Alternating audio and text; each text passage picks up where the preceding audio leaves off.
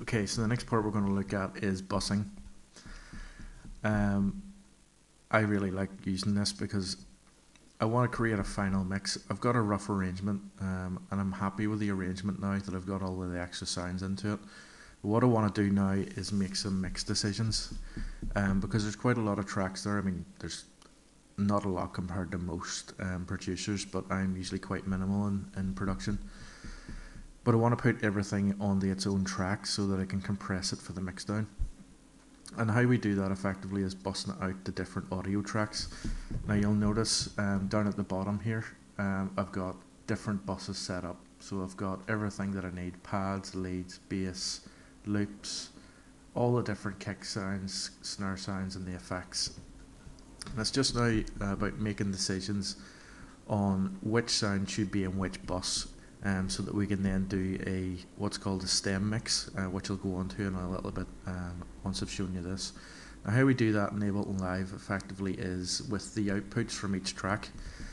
So if we look, if we go up, if we scroll up,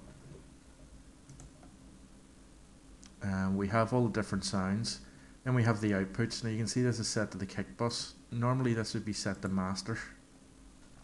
So what we want to do is change it from master to the appropriate bus that we want it to be mixed into. So I'm choosing the kick bus because obviously this is the kick track.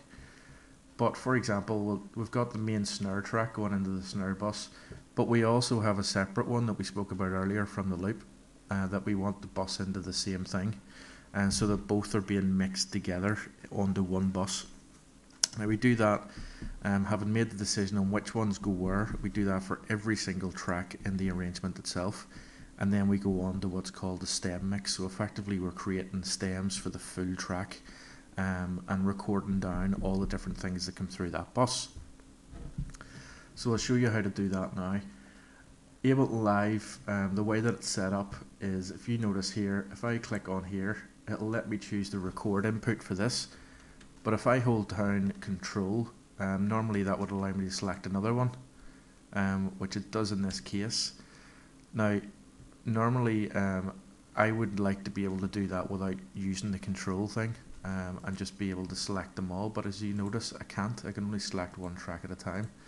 Now, how we fix that, or how we do that, is in the preference menu. If we go into here and we select Record, Warp, and Launch. Took me a minute to find this because it's not very well labelled, but under exclusive we look to arm the track, which basically means set it to record, or solo the track. Now because these are both lit up, that means we can only do one at a time. So if we take both of these off, and then come back out, it means that we can select more to record. So as you can see, I can just click on it now and record record everything through those tracks. Now just to give you an idea of how it's going to work, all of the tracks will now play through here. All of these arranged tracks will all play through here. Now what I want to do is create a stem mix, and how I do that is just select all of the recorded parts, move Ableton back to the very start, turn off loop mode, click on record, and once I press play, everything will be recorded onto those channels. Now you'll note that these channels are all set to in rather than auto as they are here, and that's for a very good reason. That means that everything that comes in through that track will be recorded then, so you must make sure that that's selected, and then we just press play and it'll start to record, and we'll see that on the screen itself.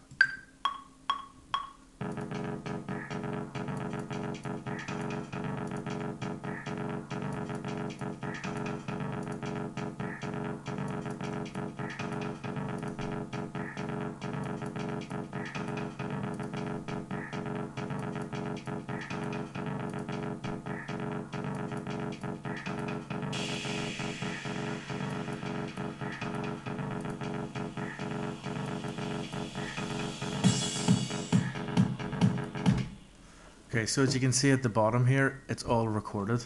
Now if we select each of these and put them to auto, it'll now recolor them, and look, we can see where the kick drum kicked in, and we can do that for all of the tracks, but we'll look at the effects bus especially because remember we have 3 different sets of effects that have all been mixed down into one bus. So we'll open that up.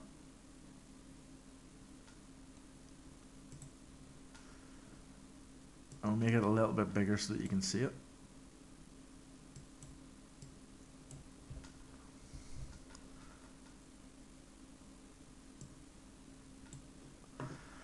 And here we have it. So if I just solo that now,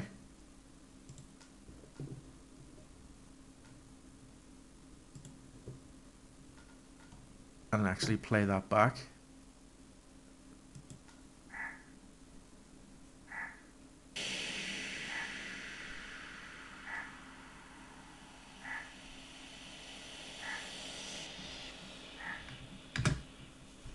we now hear that everything's in there and it's working perfectly. So we do that and let it run out for the entire track until we're left with the following. Now as you can see at the bottom, all of the tracks are now recorded down. So we've got it for the entire arrangement. So we can see this is where the kick will hit and will play. And then from there, what we'll do is remove every single one of these tracks and save it out separately. And this is the main mix now that we'll work on. So far we're happy with the levels, we're happy with the way that everything sounds and the way that everything comes in, it's arranged properly. Now we'll look at the compression stage and then the final mastering stage.